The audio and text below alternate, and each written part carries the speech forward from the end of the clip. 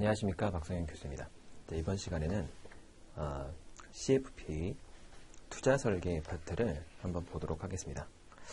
일단 교재를 보시면은 올해 2021년도에는 개정된 게 많지 않습니다. 원래 이제 투자 설계라는 거는 일종의 수학과 같아서 매년 비슷한 내용이다 라고 보시면 되는데, 특징이라는 건 이제 뭐 경제 환경이 변했다거나 이런 것들이 좀 변할 수 있겠죠. 그런데 그런 건 시험에 잘 안 나옵니다. 안 나오기 때문에, 자, 올해는 작년에 이어서 주가가 이제 좀 오르다가 이제 그 정책에 접어들었죠. 그리고 이제 오히려 비트코인이라든가 뭐 이런 것들이 더 관심이 많아지고 있잖아요.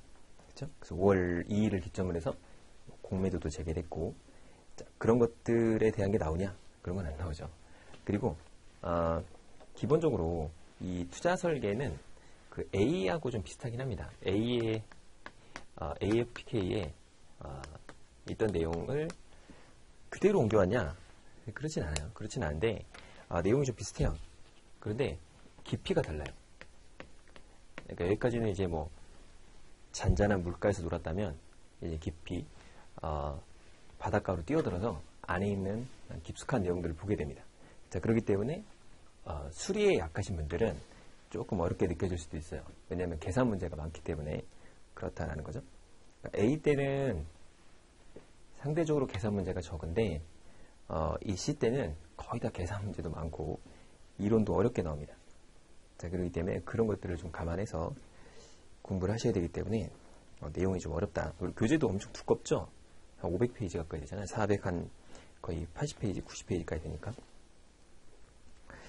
자, 보게 되면은 그 차례를 먼저 보면은 프로세스가 나오죠. 그 프로세스는 뭐 투자 설계에서 그렇게 중요하지 않습니다. 다른 과목들은 중요할 수 있는데 그 중요도가 떨어진다. 그래서 거기 제안서가 나오죠. 그 제안서 부분 좀 봐야 될 부분이고 나머지는 뭐 중요한 건 없습니다.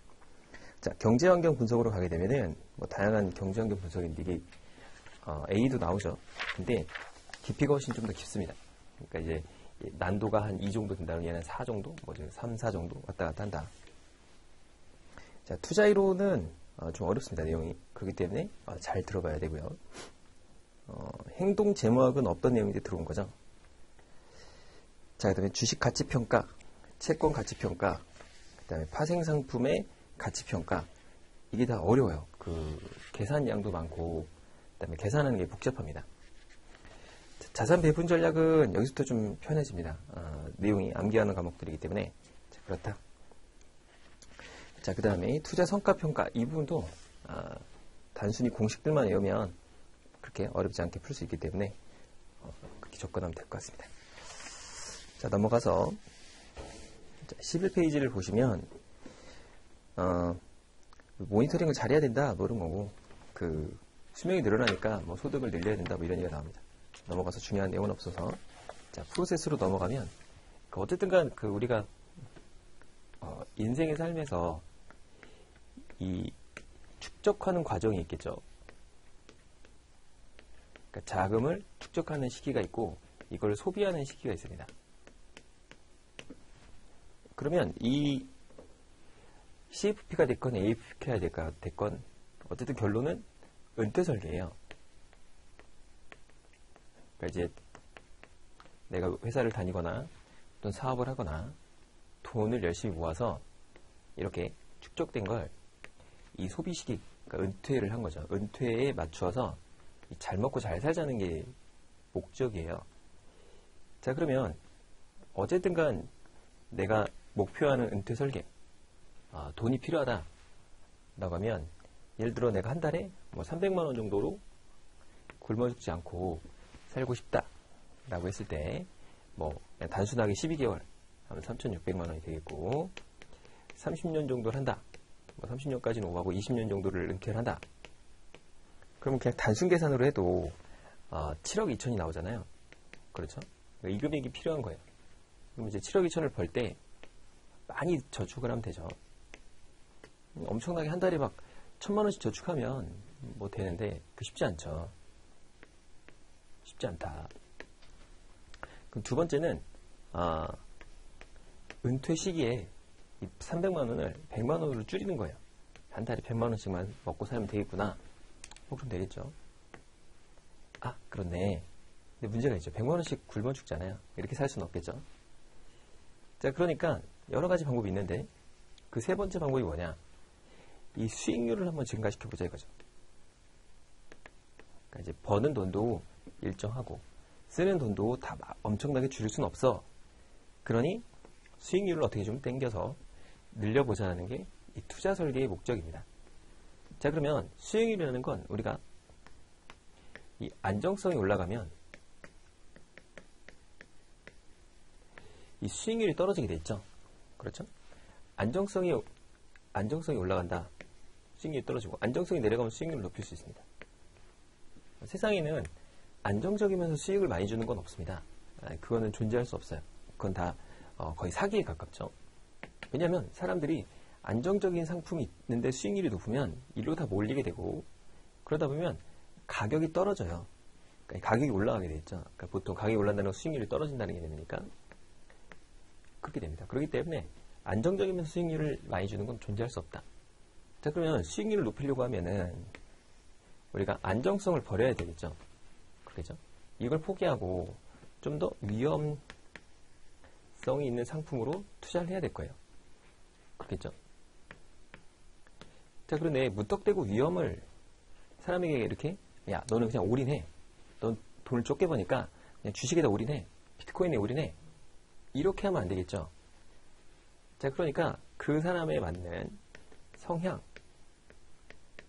또는 지식 이런 것들을 판단을 해서 그 사람에게 맞는 위험성을 판단해 줘야 될 겁니다. 당연히 나이가 어릴 때보다는 나이가 많을 때는 위험을 더 적게 가져가야 되고 그렇겠죠? 자, 그런 여러 가지를 고려하는 게 여기 나오는 그 투자 설계 프로세스라는 거죠. 그렇죠? 자, 그럼 여기서 핵심이 뭐냐?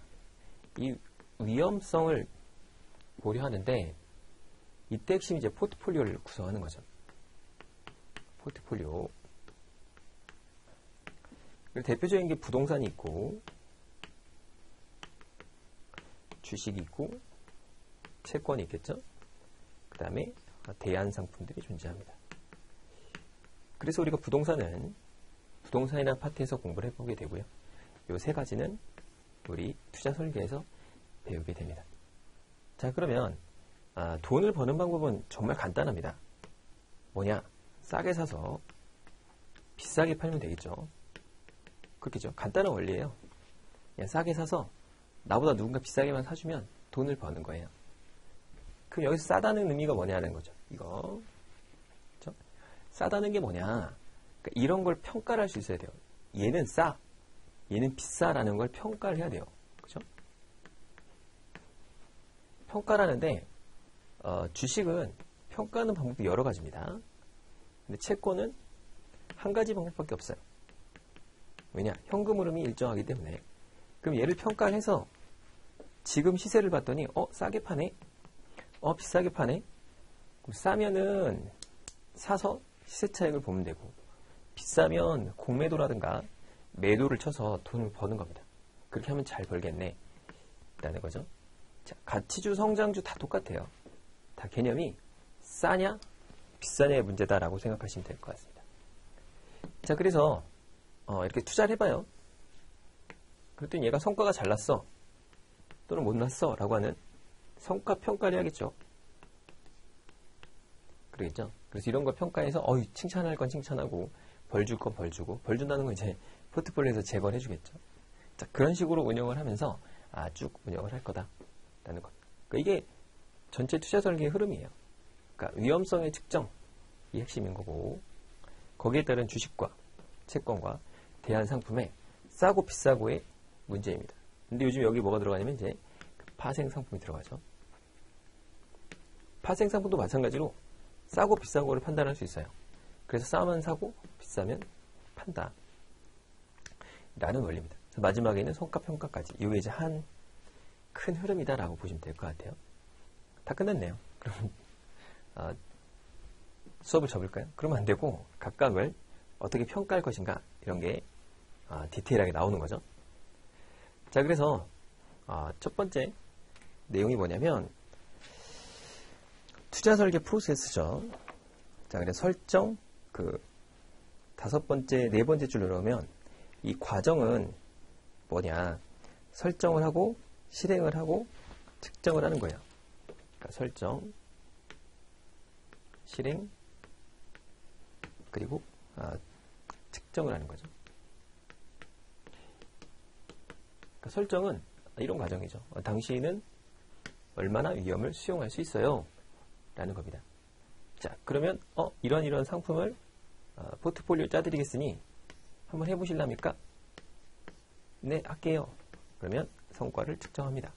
그렇죠? 이 설정하고 이 설정 단계가 사실은 오래 걸리겠죠. 왜냐하면 이 사람의 성향, 지식 이런 것들 판단하고 상품은 어떤 게 좋느냐를 판단해야 되니 시간이 많이 걸리겠죠. 자, 그래서 그 밑에 있는 단계는 단계별로 기억을 해놓으면 좋습니다. 첫 번째는 내용들이 비슷하죠. 관계 정리, 정보 수집, 분석을 하겠죠.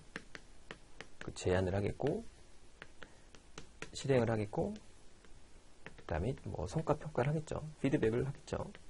이런 순서는 대부분의 6단계 프로세스와 비슷하다라고 생각하시면 될 것 같습니다. 첫 번째, 관계 정리부터는 13페이지로 가보겠습니다. 요약된 표고, 이 단계도 나올 때가 있어요, 가끔. 그래서 단계를 기억해 놓고, 그 다음에 디테일한 부분들이 하나하나씩 나올 수 있으니까 뒤로 가면서 보도록 합시다. 자, 첫 번째, 관계를 정립합니다. 당연하겠죠. 왜냐면 오자마자부터 바로 펀드를 가입시킨다거나 또는 투자를 하라고 하면 안 될 거 아니에요. 그래서 정보를 제공하고, 그러니까 재무 설계사의 정보죠. 나 이렇게 잘났다 제공하고, 자, 그 다음에 고객이 요구를 충족시킬 수 있는지를 검토합니다. 내가 능력이 이렇게 해야 되는데 당신이 원하는 방향이 뭐야? 그러면 내가 이렇게 당신을 서비스하면 당신이 만족하겠어? 라고 질문하는 거죠. 자, 그런데 거기 네 번째 줄에 보면 기대치가 너무 높다면 현실적이고 합리적인 수준으로 조정하는 것이 필요하다. 자, 무리한 요구를 받으면 잘못된 투자 설계를 시작하는 것이기 때문에 문제가 생긴다. 그렇기 때문에 그런 것들을 좀 완화시켜서 꼭 불만이 없도록 해라 라는 내용이 나오고 있습니다. 그러니까 이런 거죠.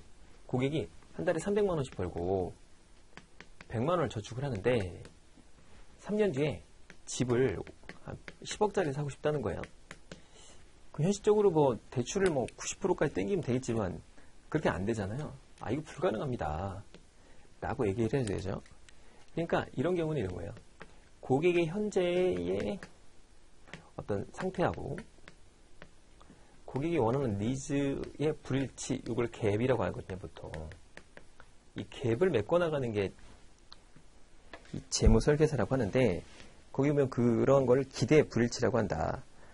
디스컴포메이션이라고 해서, 이게, 고객이 이런 걸 갖다가 너무 큰데, 제가, 가능하다라고 거짓말을 한 다음에, 막판 진짜로 3년이 지났을 때, 못한다. 그러면은, 기대치가 떨어지겠죠. 자, 그래서 너무 높은 기대치에 이렇게 계약을 하거나 또는 확신을 주면 안 된다 이런 거죠. 그러니까 신뢰를 잃게 된다. 자, 밑에 업무 수행 범위를 결정합니다. 자, 여기서는 이제 업무 수행 범위, 내가 어디까지 할 거냐, 이게 중요하다고 했죠. 왜냐하면 이걸 정해야 책임이 달라진다라고 했잖아요. 어떤 범위까지는 책임이 달라져 라고 보는 거죠. 자, 합의 내용을 문서로 작성함으로써 각 계약사항을 더 확실하게 이해할 수 있게 된다 라는 겁니다. 자, 투자 설계 관련 정보의 수집이라고 되어 있죠.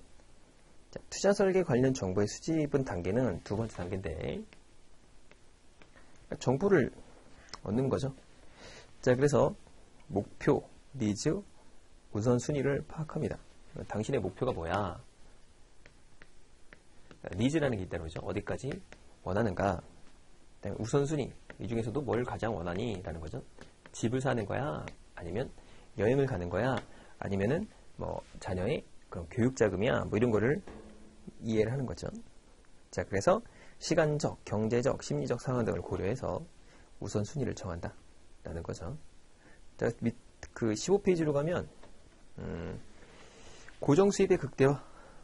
자, 그래서 매달 들어오는 수입을 좀 많이 받고 싶어 라는 거니까 뭐 은퇴자 같은 경우가 되겠죠. 그래서 뭐 표면 이자율이 높은 채권이나 MBS 같은 거 있죠. 그래서 이런 데 투자하면 된다라는 건데 뒤에 또 나오게 됩니다. 그러니까 은퇴자 같은 경우는 뭐 표면 이율이 높은 거는 우리가 이제 보통 어디가 있냐면 그 하이힐드 펀드 같은 거 있거든요.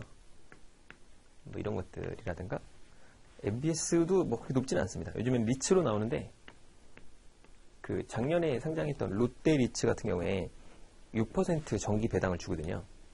근데 문제가 있다. 그거는 손실이 날 수 있기 때문에 그런 위험이 존재할 수 있죠. 자, 두 번째는 투자 자금을 보존하고 싶다. 이 사람 돈이 많아요. 또는 주식 비율이 너무 높아. 그래서 그런 걸 갖다가 원금을 좀 유지하고 싶어 라는 경우도 있고, 또는 뭐 나는 주식 투자를 하고 싶지 않아 뭐 이런 경우도 있겠죠. 자, 그래서 자본 손실이 일정한 수준 이하를 들기를 바라는 경우, 수익률은 낮지만 옵션부 채권이나 투자 비율이 낮은 펀드에 가입하는 것이 바람직하다.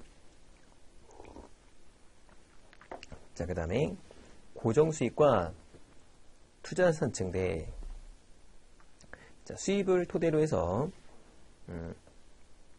고정수입을 늘리고 투자자산을 증대한다거나 장기적인 재산 증식, 공격적인 재산 증식, 절세 뭐 이런 것들이 있겠죠. 그렇죠? 그래서 이런 것들을 잘 하면 된다.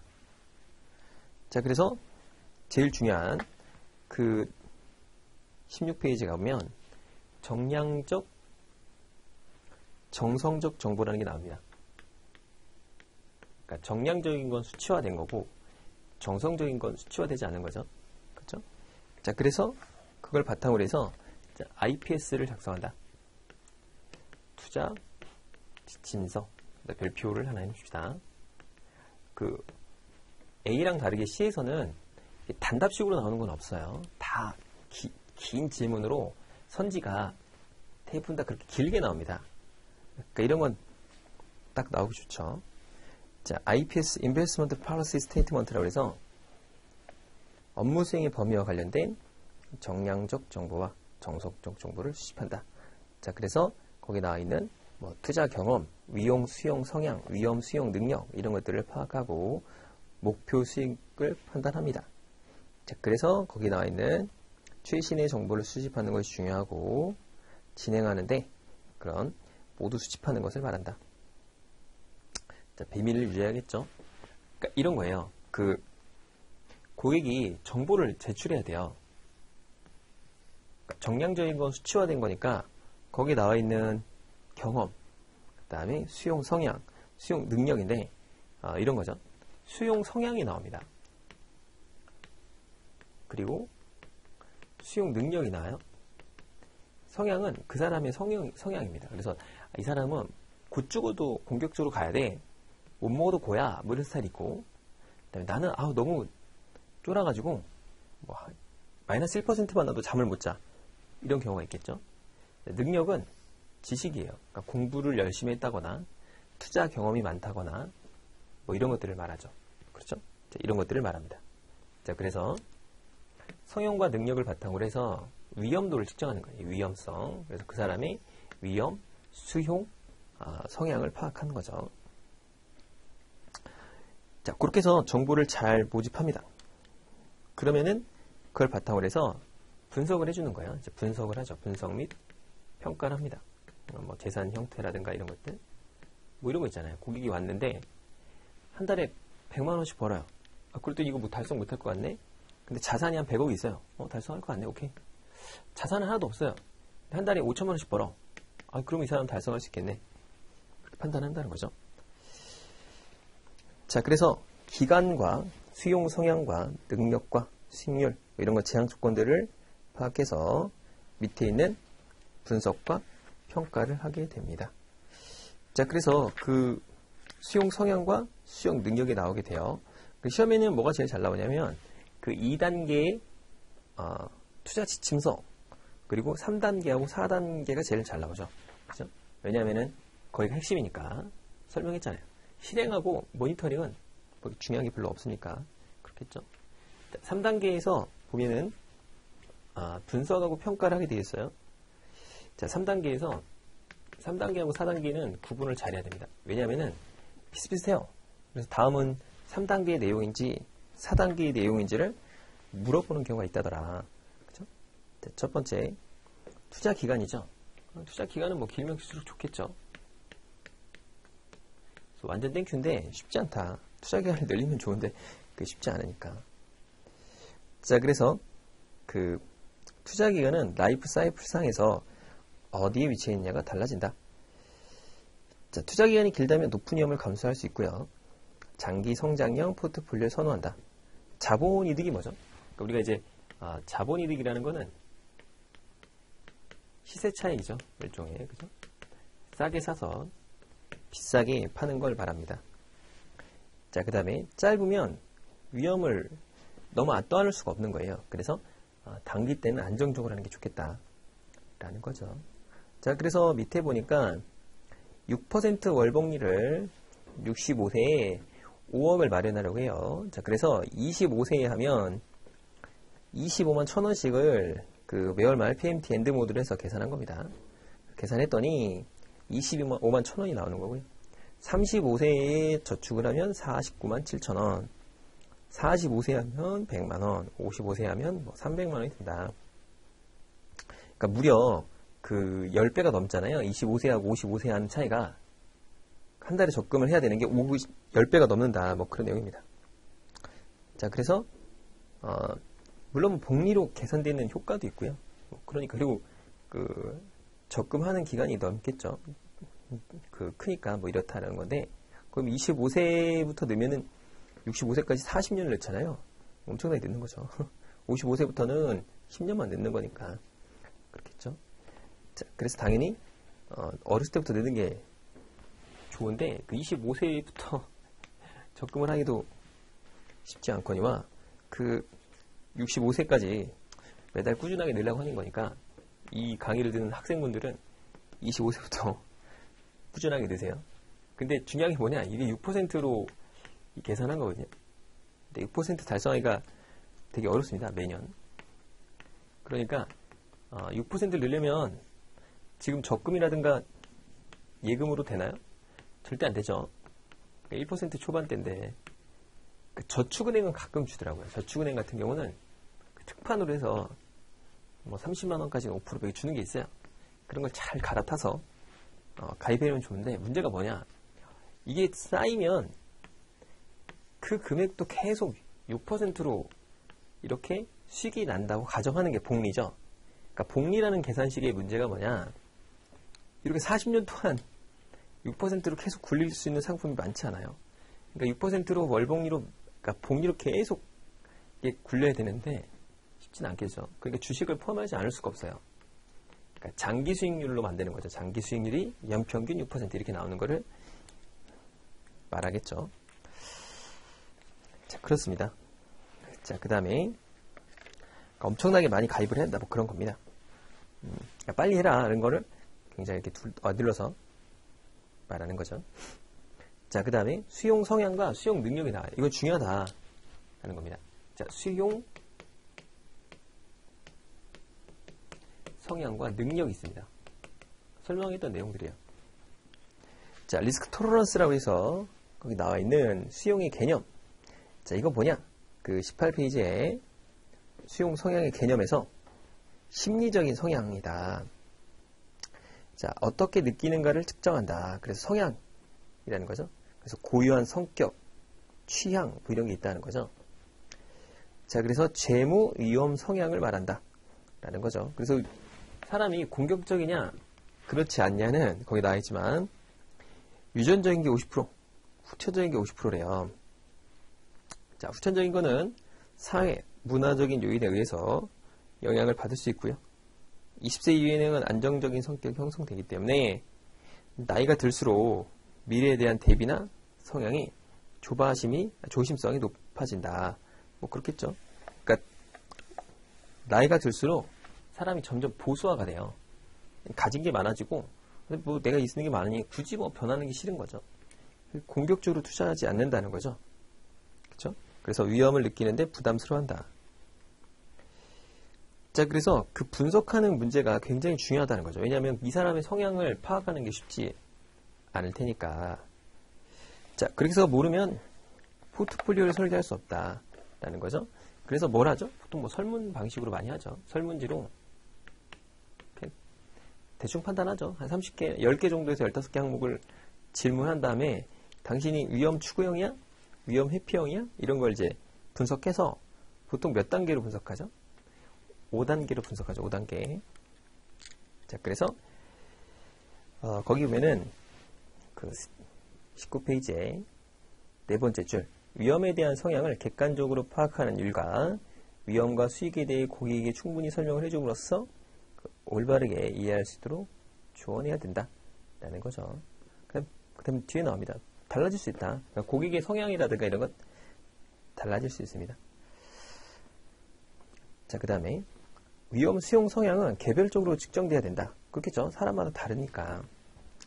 그래서 이 고객과 심층적인 면접을 통해서 그 고객이 가지고 있는 상황을 파악하는 것이 좋다라는 거죠.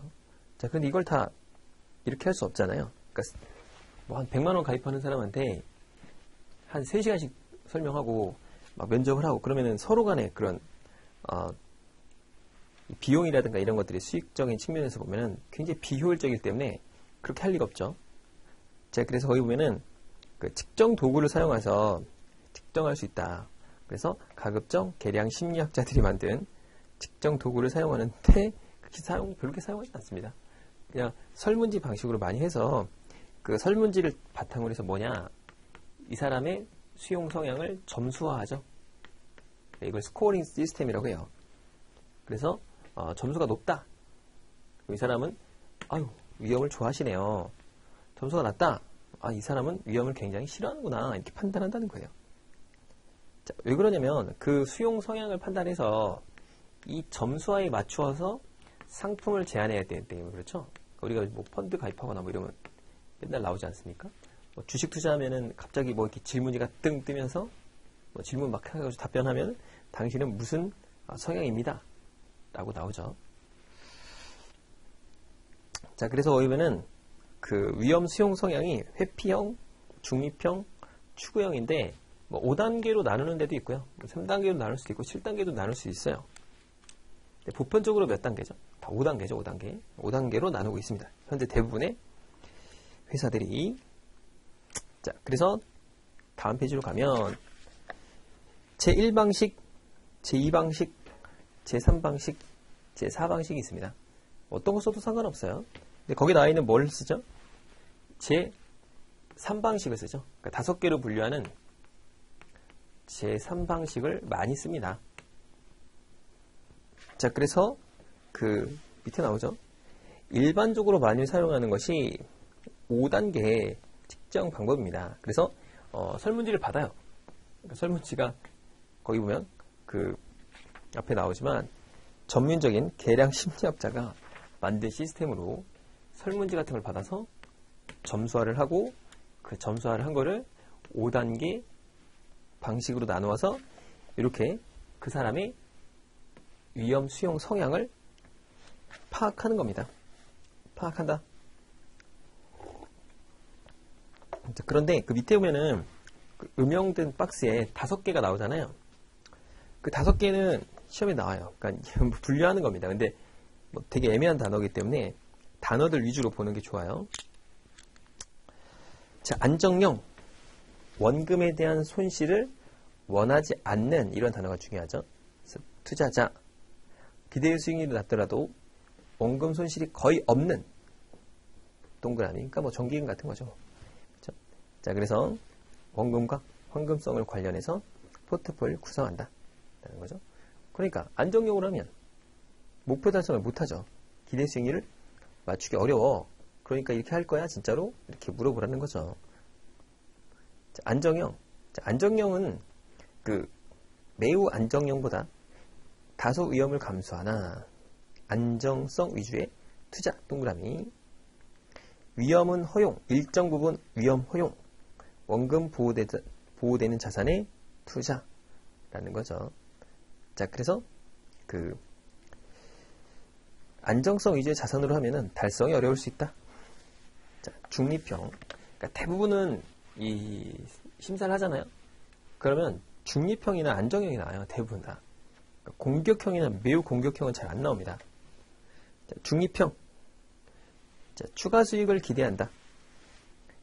자, 원금 손실은 인정하지만 그 많은 위험을 허용하진 않는데요. 자, 그 다음에 그 밑에 보면 주식형 펀드, 그 다음에 가치주 펀드나 배당형 펀드 동그라미, 채권형 중심의 자산 구성, 채권 혼합형 뭐 이런 거겠죠. 자, 공격형, 이 투자 자산 중 유동성 확보를 위한 일부 자산을 제외하고는 위험이 높은 자산에 투자한다. 그러니까 유동성 확보 빼고는 다 그 위험이 높은 거에 투자한다라는 거죠. 자, 고수익을 추구한다. 그래서 어떤 펀드가 좋냐? 하이힐드 펀드, 성장형, 리츠 이렇게 동그라미 쳐놓으시면 돼요. 그러니까 시험 문제 이렇게 나와요. 리츠나 주식형 펀드는 매우 공격형이다. 틀린 거예요. 왜냐? 공격형이라니까 4단계 들어갑니다. 자, 매우 공격형. 공격형 투자자와 위험을 기꺼이 감수하고서라도 고수익을 추구하는 투자자이다. 자, 그래서 주식이나 파생상품 같은 위험이 높은데, 그러니까 주식, 파생상품 이렇게 들어가는 거죠. 자, 그래서 자산을 가리지 않고 투자합니다. 원금 손실이 있더라도 높은 수익을 내기 위해서 투자한다. 이런 거죠. 그러니까 그냥 원문에 충실하면 돼요. 그러니까 거기 보면 4단계의 공격형은 그러니까 주식형 펀드죠. 간접 투자를 말하는 거고요. 매우 공격형은 직접 투자예요. 그러니까 주식과 같은 직접 투자. 우리 뒤에서 파생상품 배우죠. 그러니까 그런 파생상품 같은 이제 공격적인 거. 요즘에 뭐가 유행해요? 비트코인 아닙니까? 비트코인. 알트코인. 이걸 뭐 자산으로 볼 거냐, 뭐 말 거냐, 뭐 이런 거는 차치하고, 포트폴리오로 넣을 수 있느냐, 그렇다면 어디에 들어갈 거냐, 매우 공격적이죠. 그렇죠? 특히 이 비트코인, 알트코인 얘네들은 그 레버리지를 좀 많이 쓸 수가 있어요. 이 바이낸스인가요? 미국에 있는 거? 그게 레버리지 125배까지 줘요. 125배. 그럼 내가 100만 원을 투자하면 100배 정도 레버리지면 1억까지 투자할 수 있거든요. 그렇죠? 근데 100만 원 투자했는데 1억까지 투자를 하고 10% 오르면 1000만 원이 오르는 거죠. 그렇죠? 근데 100만 원 투자하고 1000만 원 벌었으니까 10배 먹은 거죠. 1000% 먹은 거예요. 이렇게 됩니다. 근데 이게 비트코인이 뭐 10% 오르는 게 아니죠. 하루에도 뭐 40%, 50% 오르잖아요. 그렇죠? 그럼 40% 오르면 4천만 원을 벌게 되는 거고, 100만 원 투자해서 4천만 원을 벌었기 때문에 거의 4,000%가 오른 겁니다. 4,000%. 그죠? 이렇게 먹을 수 있느냐? 이런 시장이 있죠, 진짜. 문제 뭐예요? 이렇게 떨어지면 똑같이 4천만 원이 떨어지는 거예요. 그래서 얘가 이 1억을 투자해 놓고 1%가 떨어지잖아요. 100만 원이 날아가요. 그렇기 때문에 내가 100배 레버리지를 100만 원을 걸고 딱 시작하는 순간 0.1초 만에 바로 계좌가 딱 그냥 0원이 돼버려요. 그렇게 됩니다. 그러니까 투자를 해보시면 알게 돼요. 그러니까 한 1000만 원 넣어놓고서 한 10배 레버리지만 써도 쓸 수가 있어요. 그러니까 지르는 거죠. 그러면 한 20초면은 이게 딱 그냥 제로가 돼 있어요. 그러니까 마진콜이 바로 들어와요. 그래서 뭐 당연히 100만 원에 100배까지 물론 쓰지는 못하는데 가보시면, 근데 이게 이론상으로는 0.1초 만에 마진콜이 바로 들어옵니다. 그래서 그냥 끝나요. 그냥 계좌 청산 끝. 바로 반대 매매로 들어가거든요. 그러니까 마진콜이라는 건 돈을 넣어야 되는데 돈을 넣을 시간조차 없어. 그러니까 바로 그냥 반대 매매 청산 끝나버리죠. 근데 올라가면 이게 대박이죠. 내가 예상을 해서 뭐 다 도지코인인간 하루에도 뭐 뭐 200배? 뭐 200%? 뭐 이렇게 오르기도 하고 뭐 10배도 오르기도 하잖아요. 그럼 10배면은 내가 생각할 때 이 1억에 10배니까 얼마가 되어 있는 거죠? 10억이 되어 있는 거야. 100만 원 투자하고 10억이 되어 있는 거예요. 그러니까 어마어마하죠. 이렇게 번 사람들이 있어요. 그러니까 100만 원 투자해놓고 그냥 자는 거예요. 자고 다음날 일어나면 10억이 되어 있는 그런 경우도 있었다고 하죠. 그러니까 이게 재밌는 거죠. 엄청 슈퍼 공격적인 거죠. 이런 데다가 막 1억씩 들 수는 없고요. 그 학생들이 많이 했다고 그래요. 근데 이런 거 모르면 이제 뭐 그냥 100만 원 넣고 100만 원 벌어야 되는데 그런 게 아닌 시장이 있다는 거죠. 자, 위험 수용 능력이 있습니다. 자, 얘는 뭐냐면 성향이에요, 성향. 사람의 성격을 나타내는 겁니다. 그러면 인간이라는 게 성격만 가지고 공격적이냐? 그렇지 않죠. 수용 능력이 있어요. 그러니까 사람이 공부를 하고 또 투자를 해보고 하다 보면은 그 능력이 늘어나요. 그러다 보니까 성향만 가지고는 사람의 성격을 판단하는 게 아니고 능력을 판단해서 이 두 가지로 짬뽕이 돼서 그 사람의 성향이 바뀌죠. 어떤 사람은 나는 굉장히 보수적이었는데 공부를 해보니까 혹시 투자라는 것도 괜찮네. 경험을 해보니까 뭐 괜찮네. 이런 생각을 하는 거죠. 자, 봅시다.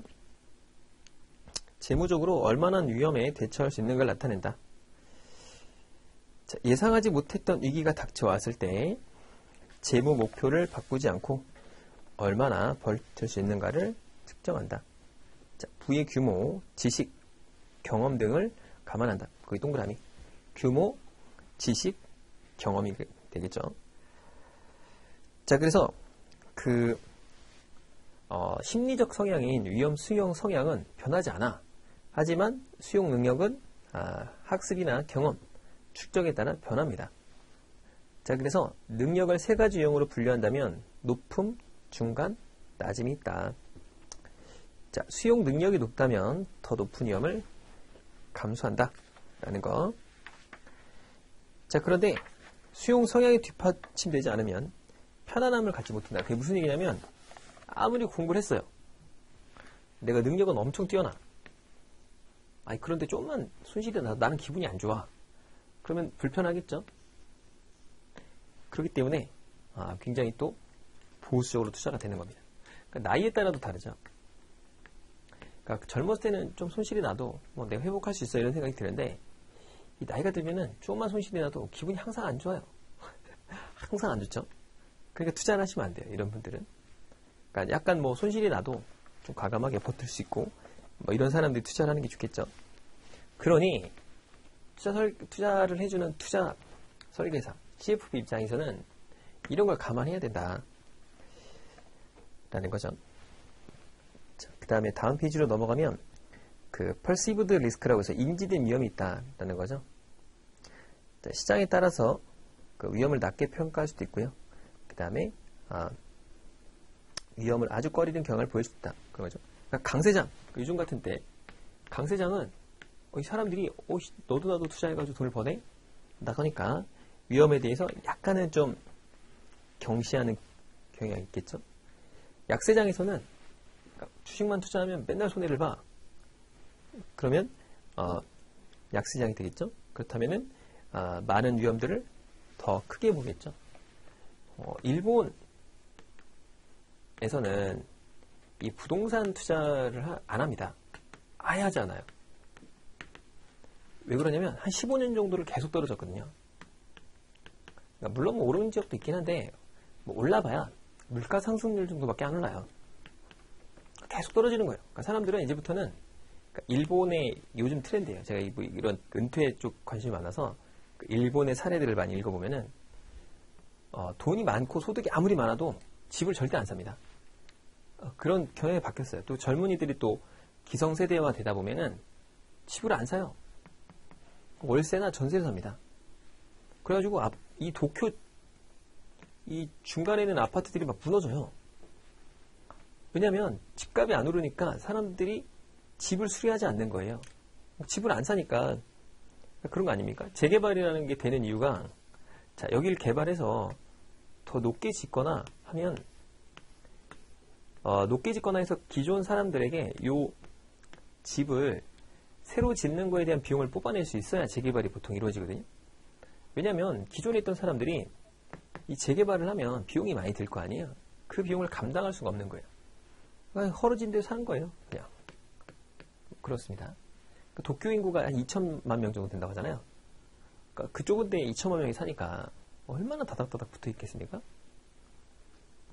그럼에도 불구하고 집 투자를 안 해요.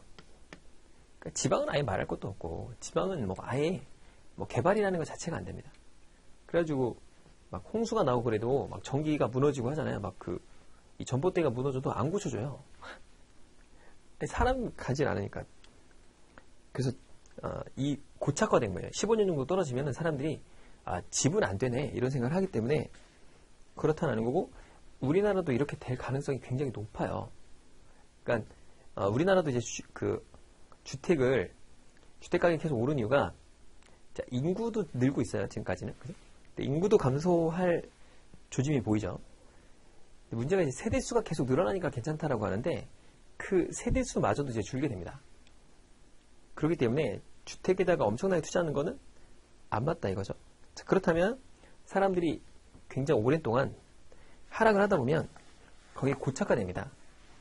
그러니까 위험을 감수하지 않으려고 하는 거죠. 주가가 좀 많이 올랐잖아요.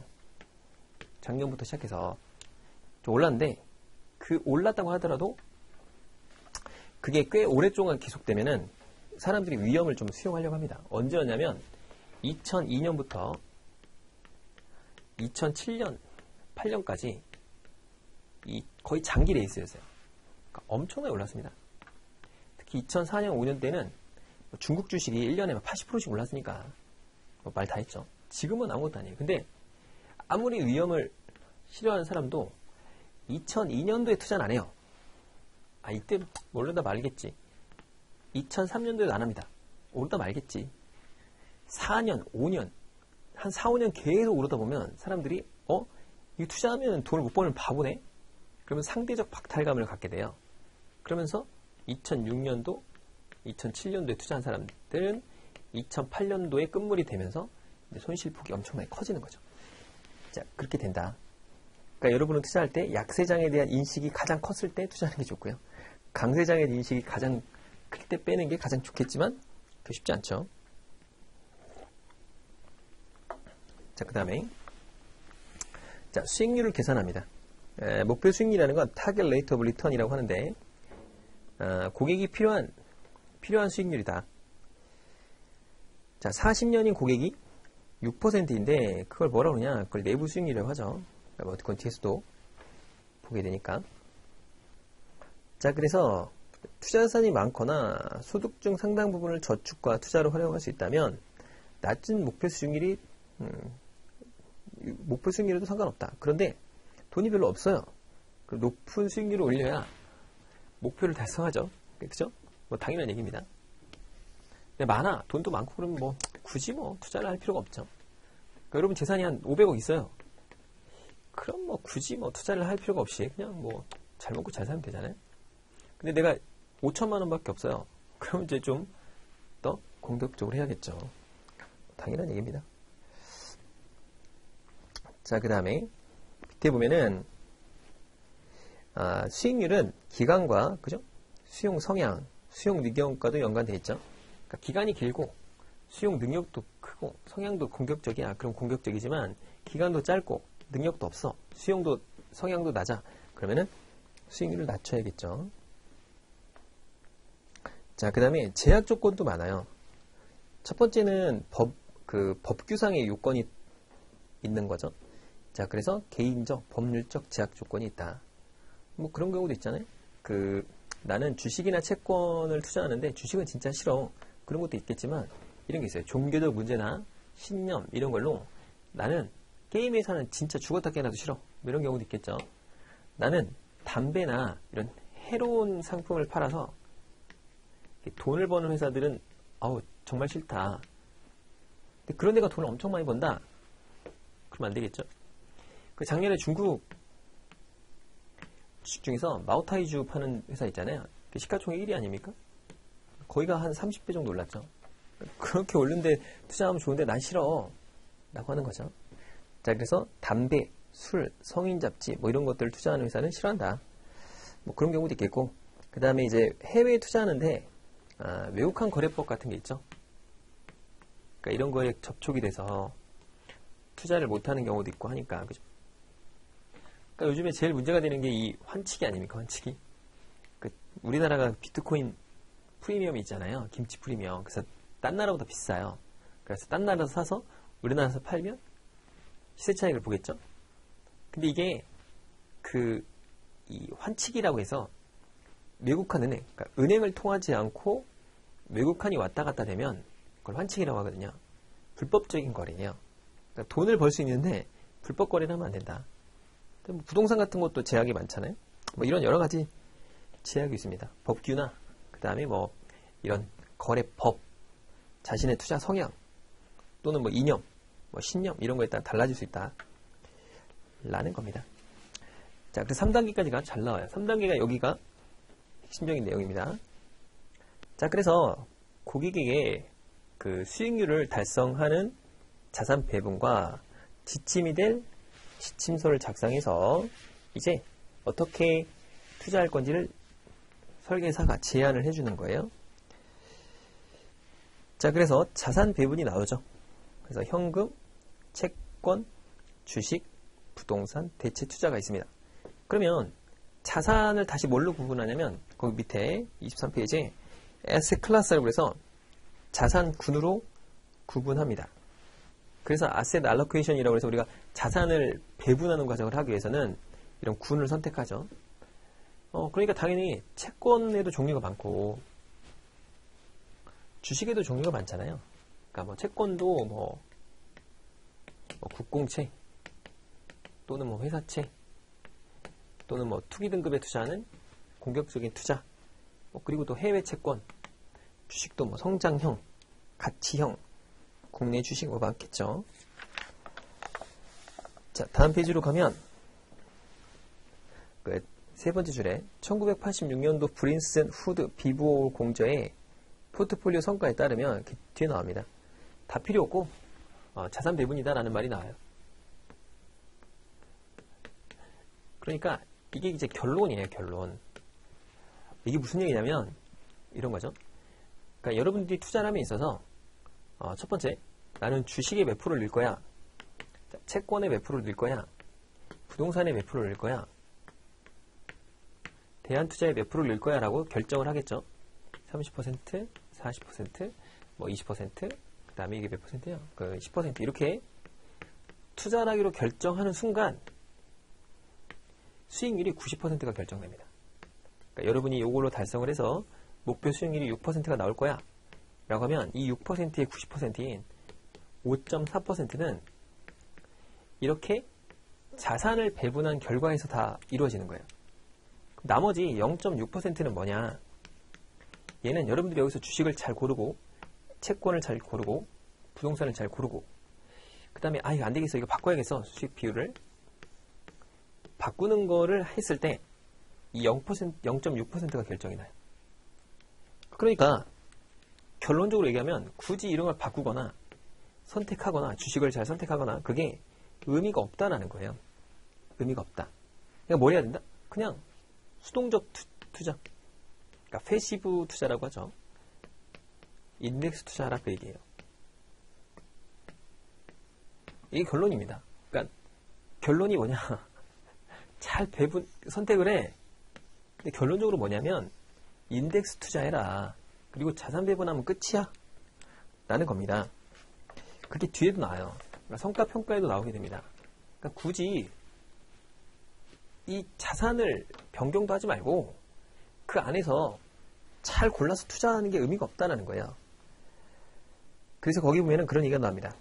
자산 배분, 증권 선택, 시장 예측이 있어요.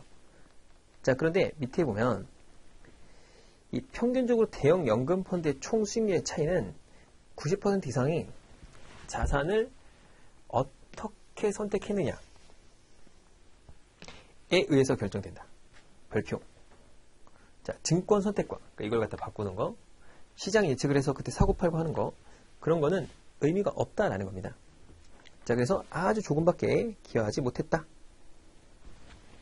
자, 그래서 밑에 보면 그 자산 배분 정책이 총 수익률에 주도적인 영향을 끼침이 있기 때문에 연금 플랜 관리자들에 의한 실제적인 증권 선택이나 시장 예측은 성과를 거의 개선하지 못했다.